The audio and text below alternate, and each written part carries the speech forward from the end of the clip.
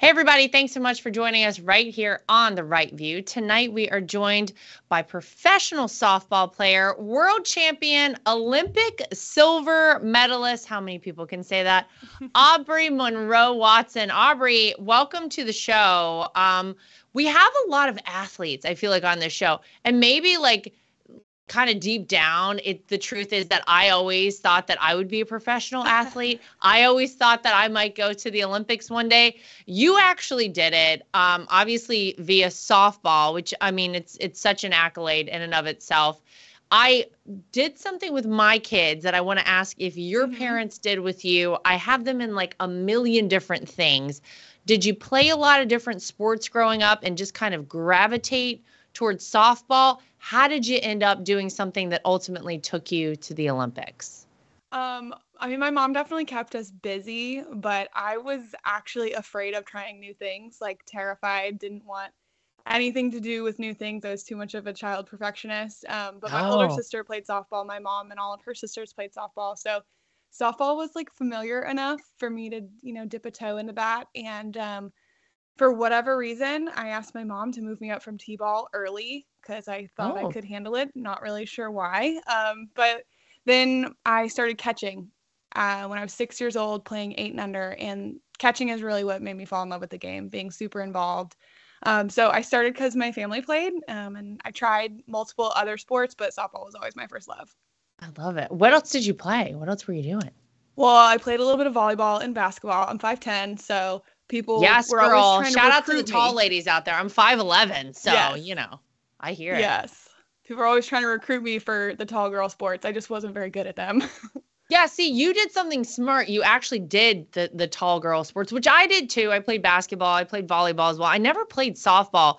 But then I decided, this is the craziest thing ever. The worst sport you can probably do when you're tall is cheerleading. And yeah, that's what I did for probably the longest tenure of anything, any sport.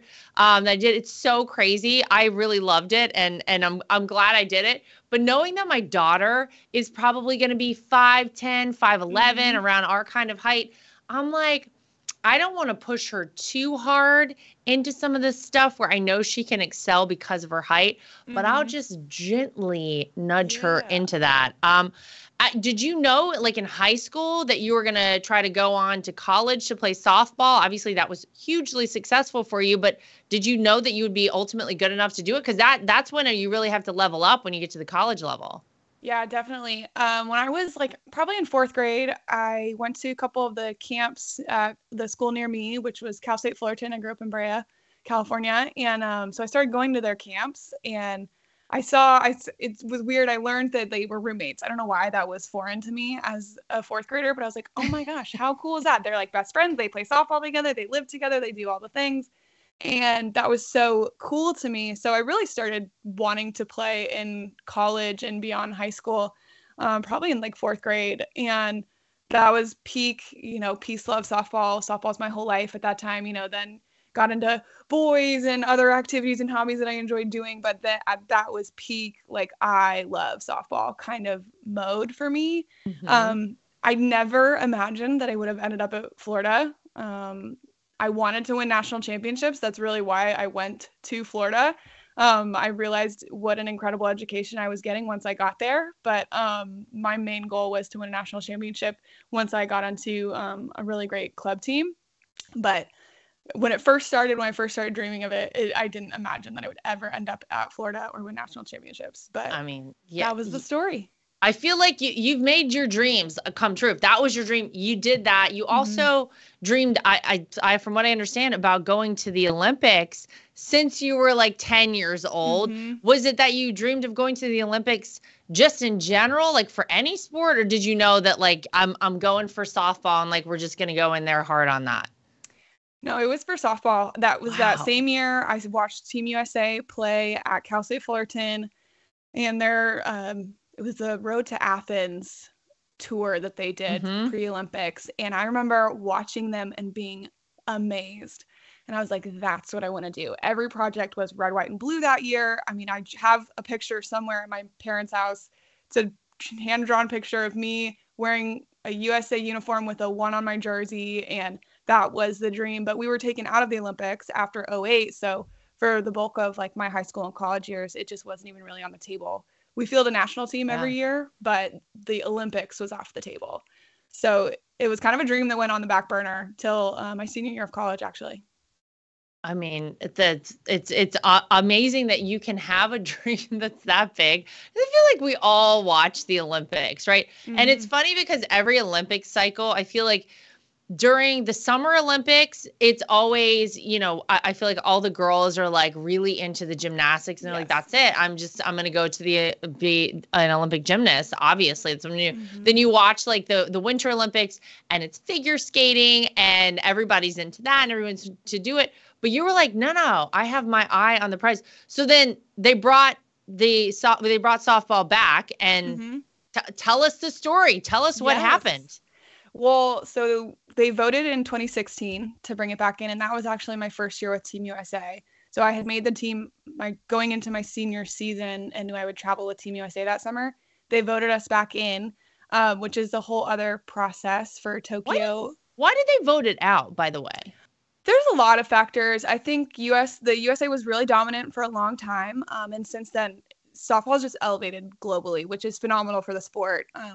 But also like infrastructure wise, like we know in America, like baseball is America's pastime. So it's so normal for us, and baseball and softball are a package deal on the Olympic docket. So then you go like, we're not in for 2024 next summer in Paris because it's not as popular in those countries. Yeah. So I didn't know that. We just got voted back in for 2028 here in LA. Wow. Which is exciting. But yeah, softball's been on a journey. We are constantly in and out of the Olympics. And so it's been hard on the sport, but always exciting when we get back in. Wow. Do they vote on every sport like that? No, there's a term for it, but there's certain sports that are always in. So like your swimming, your track, your gymnastics, like those staple sports that are almost like they're not quite as common on your day to day. Whereas like we have professional sports in America that football, for example, like massive sport, but just not always in the Olympics, like not in the Olympics. Yeah. And then the host country gets to vote on like 5 to 6 sports. And with baseball and softball being so huge in Japan, we were able to get in. And that's why, again, in 28, with it being in America, we had a pretty good shot going in and we got voted back in, which is awesome. Wow. So then 2016 comes around and they voted back in. And then, when did you figure out like, oh my God, I'm going to go actually fulfill my dream of playing in the Olympics, playing on the U.S. softball team? Like, what? That's amazing. Yeah, it was. So 2016, I had just finished my career at the University of Florida, where I had just like an absolute dream of an experience. It was everything that I ever could have asked for and more. So I was finishing up there, thought I would have got invited to USA tryouts prior after we had won national championships, and I never got invited. And I was like, okay, well, I guess I'm just not really what they're looking for. All right. Finally get invited and make the team and kind of go into like, all right, I get to wear USA. This is awesome. So cool. And then we get voted in and you have the thought like, okay, am I going to play another 4 years? Am I going to do this? Like, this is the dream. But we try out every single year. It's a grind. There's always new younger players coming up after you. But I found myself kind of each year becoming more and more a part of like the core of the team and catching in the big game, gold medals, world championships, things like that, kind of being in that mix consistently. So then they named the Olympic roster in October of 2019. And so that was like, it was just unbelievably emotional, especially like my mom and my older sister. It was just the 3 of us for a little while, and they have been a part of this from day one. My mom has been my biggest supporter in all of it. She believed in me before I ever thought it. Even the moments that I didn't believe in myself, she kind of believed for me. And so it was super emotional getting to call her and tell her that I made the team. Same with my sister. And then unfortunately, COVID happened and we got delayed till 2021. And so that definitely changed the journey to the Olympics a lot. Now that was quite the experience. But what was that like? How did you train during that time? What did that look like? Well, a typical summer, like in a non-Olympic year, we pretty much train on our own all year and then meet up for the events in the summer. So the Olympic year in 2020, we were actually going to do a tour and like really do the whole thing, kind of feel like a true professional with USA Softball. And when we started the tour, we got like a couple, I don't know, maybe a third of it in. And then once the day the NBA shut down is when we got sent home as well. And you know how that whole story went. And so we trained at home the whole year, a lot of outdoor workouts. I'm lucky to live in Florida, so I was able to get outside. My husband is a charter captain, so we stayed outside all the time. It was great, but yeah, we just had to figure out ways to train, stay on top of our game. And then we started in 2021, January of 2021, we kind of were on a 2 weeks on, 2 weeks off schedule. Wow. And so then you make it there, you're there in the moment, in the uniform, playing for, you know, a silver medal. And honestly, I think about so many times where I've been proud on different teams I've been on and different athletic endeavors I've accomplished. But what is the feeling like when you are, you know, you're there not just to represent yourself and your team, but to represent your entire country? I mean, there must be a reason whenever you see athletes up, you know, with their hand on their heart, holding the flowers with their medals around their neck, they're crying because it's the pinnacle of everything, but it's so much bigger than you, I assume, right? Like, obviously, I'm still waiting on my invitation, Aubree. I know it's shocking to the Olympics, but tell me what that feeling's like, because that must be incredible. Yeah, especially like the first game we played against Italy. And so you're technically like not an Olympian until you compete at the Olympics. So you're just on the roster. And so and then we get the delay and we're like, oh my gosh, is it ever going to happen? And so I think that delayed gratification, especially for our Olympic year, was made hearing our anthem before our first game just so it's honestly hard to describe. I got chills. I was like misty-eyed. I'm like, okay, Aubree, you got to get it together. You have a game to play.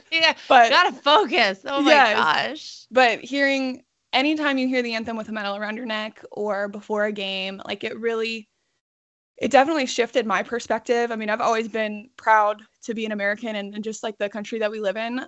But when I started wearing USA and representing that and hearing our anthem, it shifted my perspective on just like what an honor it is. And you see we would travel to other countries, you compete against women from other countries, and you just get like a different perspective on the world and like what it means, the resources, the incredible like privilege it is to live in America. And I mean, so the first time we heard it was just like, wow, we made it. Like 10-year-old me is just literally living out a dream. And then the current me was just like, wow, we did it. We're here. And this means so much more than even I had imagined it would mean. Wow. I mean, good. Congratulations. I feel like you have really fulfilled, I have to imagine, all that you dreamed of, especially in the sport of softball. You won multiple national championships in college, 2 world championships with Team USA, obviously an Olympic silver. Now you retired last year. I have to imagine you must be incredibly proud of the career you had. Is there anything that you left on the table? Anything that you were like, I wish I would have done that? I can't imagine there's anything. The only thing was a gold medal. And I mean, I love to win. I'm not the person who hates to lose, which I know that for all my mega competitors, they don't really get that. They're like, oh, that's not, that's on a fire. I hear you. I appreciate that. Yeah, I know what you mean. I love to win. And so if I know that I gave everything that I had and I was all in on my experience, then, you know, that's just how the game goes sometimes. And it sucks. They walked us right past those gold medals on the podium. And it was hard, truthfully, like a very bittersweet moment, because especially in team sports, the silver medalist is the only one that lost their last game. So like the bronze medalist, the one to make the podium, they're pumped. The gold medalist is obviously stoked. But when you're a silver medalist, it's a little like, oh gosh, like the competitor in you is mad and upset and disappointed. But on the flip side, you're like, I'm an Olympian. I'm at the Olympics. Like, this is still the pinnacle. Yeah. And so you have like these warring emotions kind of. And it took me a while to place them appropriately. But I really, truly am so proud. I could not have asked for much more. And I think it really goes back to, I really was all in like my whole life. Yeah. I never took a rep off. Like, and I don't say that to be, I don't know, like, there were definitely bad days and, days that were less focused, but I loved my experience. I loved the people I got to do it with. I got every possible thing out of my experience from when I was a little girl through college, through the Olympics. And so for me, I just had a lot of peace. And I think as an athlete, that's all we can really ask for. So many people go out because they either run out of opportunities or they get hurt. And so for me, I got to choose, and I was just really, really grateful for that. Wow. Are you planning to have kids one day? Yeah, eventually. Yeah, no, you got time. You got time. I'm not saying tomorrow, but because you just turned 30, right? Mm-hmm. Yeah, no. I mean, you're good. It's actually like, it's amazing to hear when you talk about how important a role your mom played in your softball career, because having young kids of my own now, I had my own journeys through athletics, and I still do. I compete in triathlons. I do, all kinds of crazy stuff. Some people would consider it crazy. But it's amazing because I really want my kids to get all the great benefits out of sports that I did. I feel like it played such an important role in my life growing up, shaped me certainly into the person I am today. I'll tell you, there's a lot that I've faced in my life that I really have to go back to that mindset of being an athlete and tackling challenges. And I think it's just so great for kids. I imagine if and when you have kids one day, you'll want them to get into some sort of a sport, perhaps softball if you have a daughter, perhaps baseball if you have a son. I mean, what, or would you just let them kind of choose? Yeah, I mean, so my husband was actually an All-American tennis player at Florida, so that's where we met. But he's a hunter, does all that stuff. So really, I think I'm always a proponent. I want there to be something that you're passionate about. Yeah. So if it's art, if it's like dance, if it's sports, I mean, sports is my language, so I would get it and I would really enjoy it. But I think it's more important that people find a passion because I really just believe God uses our passions. He puts those in our heart to give us the like endurance to get through hard stuff that's going to actually shape us into the person he wants us to be. And what a great, yeah, I agree with that. I love because that. if we're not passionate about it, we'll just be like, who cares? Why am I going to put myself through this? Right. But if you're passionate about it, you're willing to endure for it. And so I look at my life and I'm like, wow, God used a game. How lucky am I to learn all this stuff about life and discipline and being a good teammate, like handling difficult people, quite frankly. I mean, you're not going to be best friends with everybody on your team. Yeah. And so learning all these lessons that even though I'm not in sport anymore, I see show up in my daily life now every day. Yeah, absolutely. So, okay, well then obviously if you have children, if your husband is this epic tennis player and you're this epic softball player, I'd imagine it would be hard to think that your children would not do something sports related. It does seem hard to believe. Yeah, we'll stay tuned for that. I'm going to go ahead and make a prediction on that one. That is highly, highly likely. How is he at hitting a softball, and how are you at playing tennis? His hand-eye coordination is just phenomenal. So it looks funny to me because it's unorthodox, but he makes great contact. Good. Okay. Yeah, I have no touch because I've been taught to swing pretty much as hard as I can my whole life. Yeah. So when he tried to teach me tennis, it was like, just let it hit the racket. Like, you don't have to hit it so hard. I'm like launching these tennis balls. I'm like, I don't feel like I'm doing anything. Oh my gosh, how yeah, funny. He's definitely better at the crossover. Okay. Well, then we'll give that one to him. He didn't make it to the Olympics, so you do have that over him. Tell me about Church on the Dirt. And I have to hear about this and how faith has played such a big role in your life. Yeah. Well, it started back before I got on Team USA. My freshman year of college is when I really surrendered my life to Christ. I went to church growing up, but sports, once we got super committed to scholarships and playing at the next level, my older sister played volleyball in college. And so if we weren't in a softball field, we were at a volleyball court doing the thing. I have younger siblings, so they were toddlers when we were doing all this. So I wasn't in church a ton growing up, or I guess in more of my high school years. And so when I got to college, I actually had like some real identity issues because softball was the one thing that I could count on. It was the same. It was consistent. And then I wasn't playing well at all my freshman year. I was playing so horribly. And so it was just because I was in my head, and I really started to believe that I made a huge mistake in coming across the country, that I was not good enough, that I was in way over my head. And that's where that's where the Lord really met me. And so I had a moment where, after trying to work harder and not care and try all these different things, I said, Lord, take over my life. It's yours. Can't do it anymore. And I was able to take a deep breath for the first time that whole year. Wow.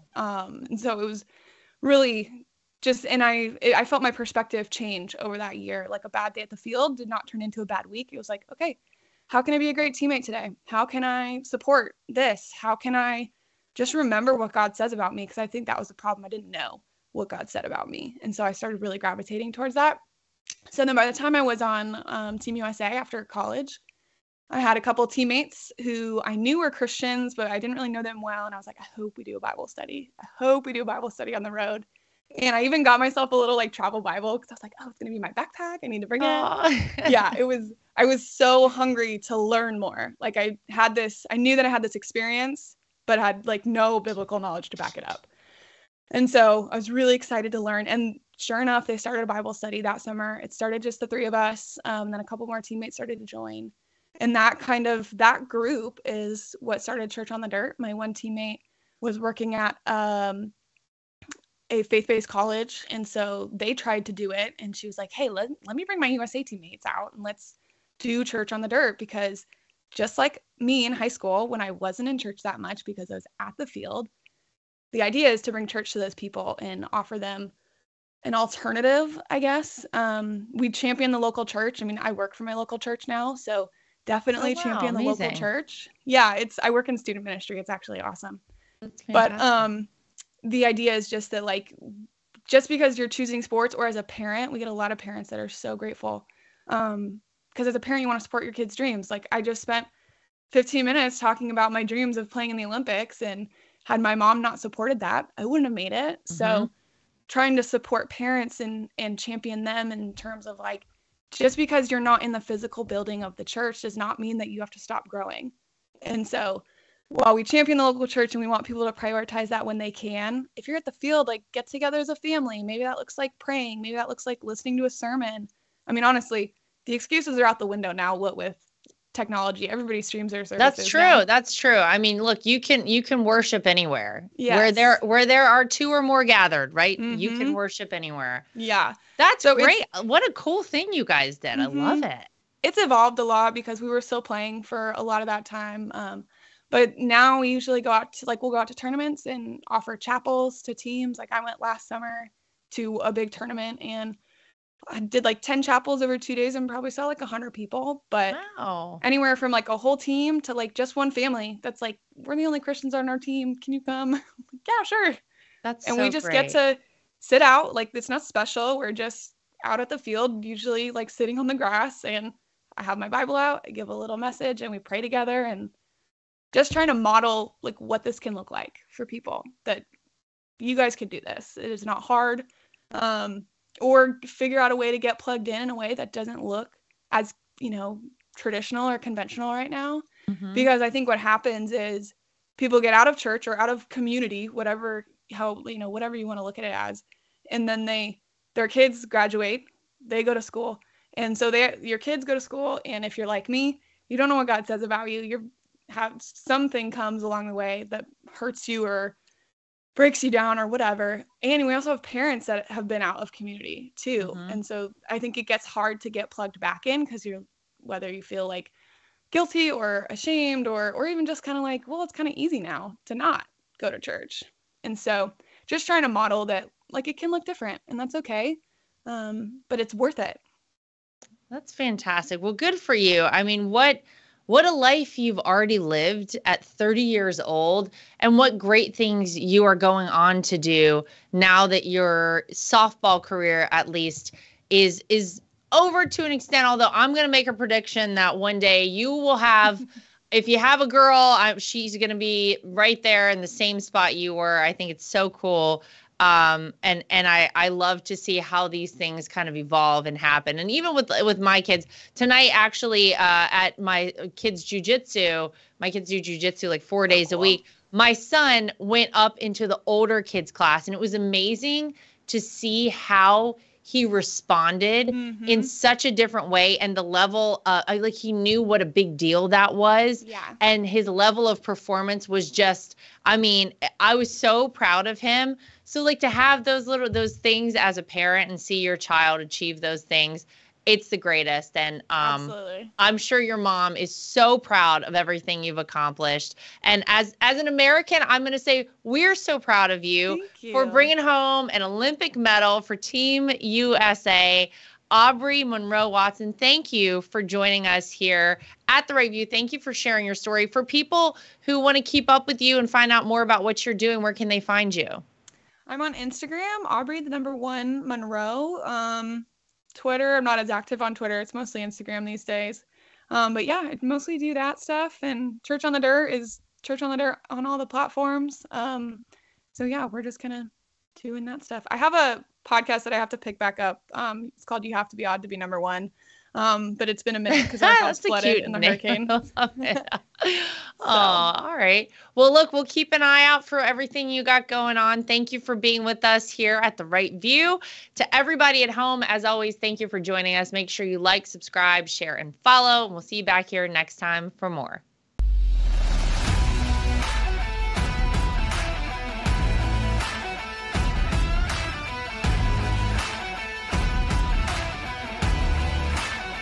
Nothing is worse than being on a phone call that drops. Nothing is worse than trying to text someone and you can't reach them because your phone is out of service range. And nothing is worse than supporting these major corporations and companies who don't support us. That is why I love Patriot Mobile. They are America's only Christian conservative wireless network. They use every cell tower out there available to all networks so that they have the greatest 4G and 5G coverage nationwide, and they support the causes that are important to us as conservatives. If you go today to patriotmobile.com/Lara Trump and use the promo code Trump, you will get free activation today. Again, that is patriotmobile.com/Lara Trump. The promo code is Trump for free activation so that you can get a great cell plan and feel good about doing it. So I'm like a lot of people. I love to wear an Apple Watch, but I hate how it looks. And I scoured the internet to search for the best looking Apple Watch cases I could find, and I found it. goldandcherry.com. They have absolutely beautiful watches, as you can see here. Everything is waterproof. Everything looks good with different outfits. You can get sporty, you can get fancy, but they are great quality, made out of Delaware in the United States of America. And they have been kind enough to give me a promo code that I can share with you if you want to get your hands on one of these as well. It's Lara T, L-A-R-A-T is the promo code to get yourself a discount at goldandcherry.com. And not only do they make Apple Watch cases, they also make great products for iPads and iPhones, keyboards, your desktop, everything you could possibly need. Goldandcherry.com. Use promo code LARAT so you can get yourself one of these today too. At The Right View, we're very proud of the fact that we are independent. We get to say everything that we think and everything that we feel. We have no woke companies guiding us or telling us what we can and cannot say. We are always going to shoot you straight and give you the facts as we know them. And that's why it's important to support independent outlets like The Right View. My name is Lara Trump, and I think Mike Lindell is a patriot. He is someone who loves this country, is willing to fight for this country. I love MyPillow because not only are MyPillows made in the USA by American workers, but they're great products, and they're so great that not only do I use them in my own bed at night, my children actually requested, my daughter the other day went to the closet and pulled out a My Pillow and said, this is the pillow that I want to sleep with.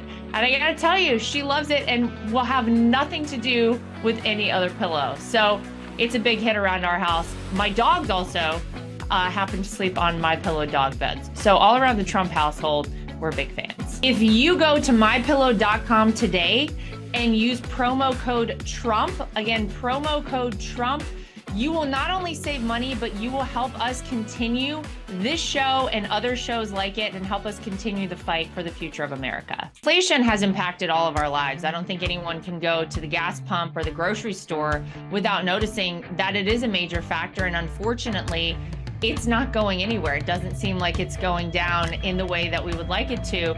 And one way to protect your money is by investing in precious metals, gold and silver. That's always been a great way to make sure that you keep your money and you keep it safe. When you go to bh-pm.com, use promo code Trump. That way, if you decide you want to invest in gold and silver, you'll save yourself a little bit of money. We live in a time that's very interesting. A lot of us out there feel like a lot of our rights are slipping away. And if you're like I am and you want to have the right to choose whether or not to have a vaccine, how to live your life freely, and you're looking for a great doctor, I've heard amazing things about Dr. Sherwood. He's somebody who you should really check out and check into, and it'll help support this program and keep us going. So go to sherwood.tv and use promo code Trump. Again, sherwood.tv and use promo code Trump. You can save yourself some money and help us keep our program going.